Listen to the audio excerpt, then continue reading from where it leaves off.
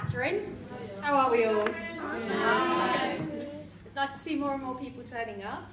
So my name's Katherine Blackler. I run SortMySpace with the banners at the back there. I'm a professional organiser and declutterer. So I go into people's homes or businesses and help them to work out what they do and don't need in their lives. I know, it's a challenge, right? So my background is, I spent 15 years in the corporate world, and it was all organising, coordinating type roles, ranging from event manager, personal assistant, project manager. So it's always been about coordinating people and processes. It always felt like there was something missing though. I could do it and I could get paid really well for it, but just something wasn't quite sitting comfortably. And I had a sort of what I call my oscillation pattern. I would hit the wall and go, there must be more to life than this. And I'd finish a contract or quit my job and I'd go off travelling and I'd reset and go, yes, yeah, life feels good. And then I'd look at the bank balance and say, oh, it's empty. I'll just pop back into London and I'll just get some money the way I know how. And I'd get sucked back into the same cycle. And then I'd hit the wall again, usually around 2 years later, hit the wall again, and go off travelling again for a little bit and get myself broke again and come back into the city. And I was doing this sort of oscillation here, and yes, life's wonderful, oh, I'm broke, and now I'm back into the city and it's crap, but actually I'm getting paid again, and then I'm going to go off again, and so on. So I decided that this had happened a few too many times. It'd been about 15 years worth. So when I hit the wall the last time, I decided I needed to quit, and I really was very firm with myself not to actually jump on a plane and go somewhere that sounded more exciting, because I realised what I'd been doing was actually taking the problem, me, with me. So, and then it kept coming back with me, and it would come back to the UK with me, and I'd be back in the same habits. So I actually quit my job in December 2014, New Year's Eve. I logged off of my Lloyd's laptop, and I've been doing project management with them for 5 years, with a little break in the middle where I'd quit and then come back to it. I don't learn. And so I decided that I needed to hang out in the UK. But being the sort of individual that I am, I couldn't just sit and contemplate my navel. I needed something constructive to do with my time. So I decided to refurbish my house, which gave me a chance to work out what I really wanted to do. I had a number of people saying, you know, do what makes your heart sing. And I was like, It's just about beating. I think I'm medically alive right now, but I'm definitely not embracing life to its fullest. So it took me quite a while. I refurbished my house, and little did I know that actually it would be the start of my journey to help me choose a new career and a new business and a new lifestyle. And boy, am I glad it did. So I actually refurbished my house, a 3 to 4 month project, so I thought, until tradesmen got involved, or not as involved as I needed them to be on the schedule that I'd created. That took about 7 or 8 months. I then realised that actually I still wasn't having that much fun, having quit my job, but now all my money was outbound, paying for a house refurbishment, and there was no money inbound. So I decided to book a plane at last. I mean, hey, I did manage to do 9 months without getting on a plane, okay? Which is pretty good going. So I jumped on a plane last September, and I went to the States for 6 weeks. And I was travelling across the States with friends and family, and I went to a crazy event which has been a very strong part of the making of me, called Burning Man. If anyone's ever Googled any images, it is as crazy as it looks. But what it helped do was break down the onion layers for me. I kind of described myself as a bit of an onion, and there were some very big, significant layers that came crashing away last September. And as I was finishing up my trip in the States, I realised what I'd been doing going across the States was actually helping people to transform their space. So I'd have a friend get called off on diaper duty, or the kids were having a meltdown and things, and they'd come back and I'd just tackled that kitchen cupboard because I could see it was bothersome, and you know, or I'd gone out and sorted out the trunk of their car, and I'd sort of, you know, separated everything that needs to go in the top end, all the snacks and the drinks and stuff, from anything that's referring to the bottom end, you know. So I kind of was like sorting their space, or helping them redesign it when they said they wanted to move house soon because they were outgrowing their space. So this kind of led me to realise that that was how I was actually spending my free time. My choice of the vacation was actually redesigning space and helping people to declutter. which then got me onto thinking, I wonder if this could actually be the shape of a career, because at that point I'd still had no idea what I was actually going to do to make my heart sing. So I started looking into it and stumbled across the industry of professional organising and decluttering. And it turns out it's an enormous thing in the States, so maybe I needed to be over in the States to get wind of it. And it's not that big here in the UK yet, but I do genuinely believe that we could all benefit from that. So, if we go to the next screen. So I decided to jump straight in, and I joined ABDO, which is the Association of Professional Declutterers and Organisers here in the UK. We had about 150 members when I joined at the beginning of this year, and we're growing fast. And I'm also a member of NAPO, which is the National Association of Professional Organisers in the States. I'm one of about 4,000 members there. So that just shows you there's quite a difference, and I do genuinely believe that the UK will be able to benefit from this expertise and from this movement that is actually growing in momentum. But the bit that's excited me the most about this is that I'm not just doing it. I've always had an entrepreneurial ideas and spotted gaps in the market, and this is way more than that. This is something that's coming from the core for me, because I genuinely believe in it. When I was refurbishing my house, I actually started following a William Morris quote, which I'll put up at the very end, and that has actually shaped my life and my career and my livelihood. And it actually is a really, I can speak from the heart and very openly here, that it has totally shifted my life. Doing the decluttering in my physical environment, it is clearing my head. There's still a lot up there though, believe me ladies, so. And I'm starting to actually be able to break down and make room by physically clearing some of my space. I'm actually also physically, I'm making room for other things to come into my life, whether that's business opportunities, whether that's new contacts, or heaven forbid, actually finding a bit of time for a love life at last. So actually, it's still early days and I'm working on it, but I'm actually making some space for it. So these are all absolutely critical things. We need connections, and whether they are business contacts, whether they are new friendships that are forming, or deeper relationships, you know, it's really important to clear that space. So I do genuinely believe in what I'm doing now, and it's more than just being a gap in the market. Having worked out, sorry, I was looking at that for prompts, yeah.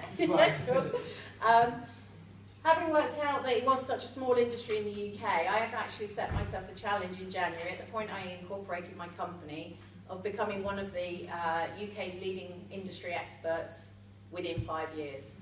And I've been putting that out, and I've been saying that to anybody that would be prepared to listen to me, and I've actually been putting that out there. And lo and behold, at the beginning of October, I was invited to actually join the board for ABDO, the Association of Professional Declutterers and Organisers. So I'm now one of the board members. I'm now their newly created role of partnership liaison officer, because they've recognised that they are growing and the industry is growing. And I sure as hell am determined to help be part of that growth, because it's such an exciting time to actually join things. Having got that within 10 months, I thought, oh, okay, thank you, universe, you've been listening to that. Okay, maybe I'll be president within 5 years. Why not, eh? Right? So, anything is possible! President of ABDO, I should quantify that. I don't think I could take Trump on right now, I'm not quite there yet, but, so president of ABDO within 5 years. Anyway, lo and behold, it turns out that our current president will be stepping down in March 2018, and they're starting to look for who might come forward. So again, I was like, okay, let's see. Thank you, universe. That could be quite neat. However, click on. However, there have been challenges along the way. One of my biggest stumbling blocks was the fact that I've had all these entrepreneurial ideas in the past, never probably believed in any of them quite as passionately or from the core as this one. But I also had always assumed that if I was going to set up my own business, that I would actually be in a nice steady relationship, and that there would be somebody else helping to actually make sure the mortgage was covered, and that was going to give us the reassurance that, you know, if I tried something and it didn't lift off immediately and so on. I've been single for 7 years at the beginning of this year. I realised that actually, I'm beyond the 7-year itch. It wasn't going to happen. So I thought I'm going to have to just crack on and get going. And lo and behold, now doing something I believe in passionately, as well as keep working on my personal development, you know, like I say, the boundaries are dropping and the opportunities are starting to present themselves now. So, which is good, because I was kind of worried that this is going to seize up soon. So if anybody's out there and thinking of taking the plunge, I'm going to be very, very open and honest, okay? You can do it, and you can do it on your own, okay? However, there are challenges.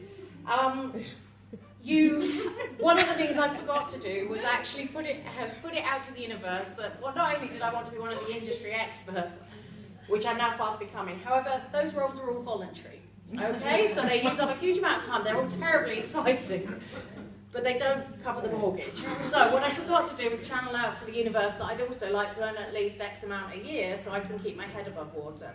And as Abby knows, because we met up about a month ago, I hit the wall about a month ago and realised that actually it'd taken me 10 months to earn what I used to in a week in the city. And that was a pretty solid wall to hit. So when we met up for coffee, we were supposed to be talking business, and I just said to her, I can't talk business today. I've had enough. I'm gonna go down the road and log on at the agency, and I've had enough. Luckily, she was having a meltdown herself that day, and so we had a little mutual meltdown, which was great, because that's what you need. You need people around you who get you, and they understand that it's not all sailing. I realised I've been blessed considerably. For 10 months, I have been in my flow. I have been loving life. I have been embracing it, the whole lot. It was about time I had a wobble, but it was a pretty painful wobble. So yeah, you can do it. But it is not easy, and even if you believe absolutely, categorically that it will come together, you are going to have those dips, just like like Abby showed on the graph. You are going to have those dips. And that's what I would say, is that actually, one, be careful what you actually put out to the universe. Make sure it is also a sustainable goal, as well as you know, an idealistic one. So I'm reframing that now and chatting to the universe to make sure the money starts coming in. And sure enough, as soon as I actually did reframe that, I actually secured my first client who booked for a 24-hour package. The majority of my clients have been booking 3 or 6 hours, short, sharp bursts, which is great, and I'm so proud to inspire them that much in such a short space of time, but it's not a financially sustainable model. And literally, within 2 weeks of me having the meltdown, saying, okay, this is where I'm going wrong, I'm not actually channeling energy into building a sustainable business and one that will actually be financially viable, I got my first 24-hour client, and that just shifts your energy completely. So you do have to remember to celebrate your highs as well, is the thing that I'm learning and training myself to do. So I'd say you need resilience, you need unwavering conviction that it will come together one day. You need to be able to eat humble pie and actually ask for help. You can't do it all alone. Believe me, I've been trying. It doesn't work. It's when you actually reach out and you make the connections, and you can have somebody that you meet and have a meltdown over hot chocolate and say, right, okay, are you having a crap day too? Right, cool, okay, this makes us human, okay? It's really important. And you don't have to have a Mr. Right on the scene, kind of a significant other, but you do need a really good circle of friends to help scrape you off the floor when you hit it with a splat, okay? Because you will, okay? You will hit it with a splat. It's part of the process, okay? The next slide. I can't miss this opportunity to actually let you all know it is actually National Organising Week this week, okay? So this is an initiative by ABDO where we're trying to inspire the UK public to actually tackle their clutter or their to-do lists and to beat procrastination and go for it. So you have actually still got another day and almost half-ish, depending on what time you ladies go to bed. I certainly don't go to bed early myself because there's too much going on.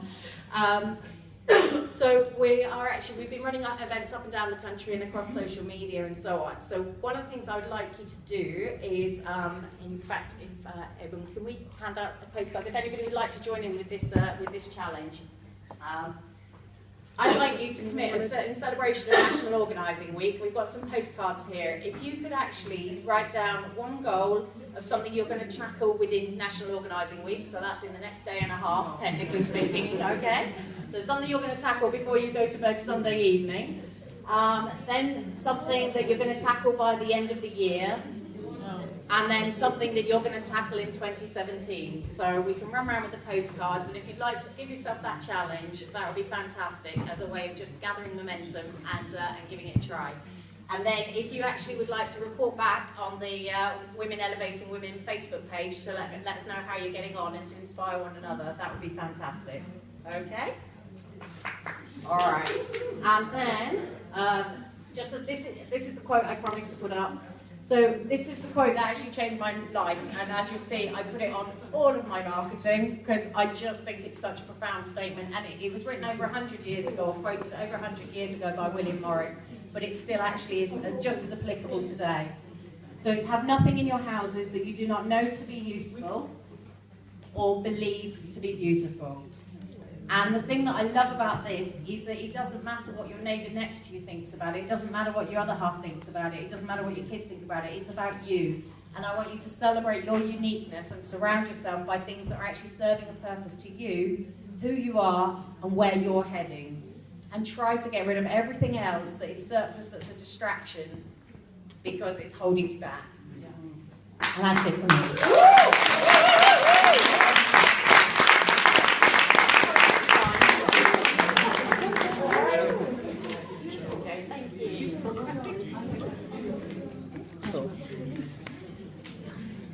Wasn't that amazing? Yeah. When you think about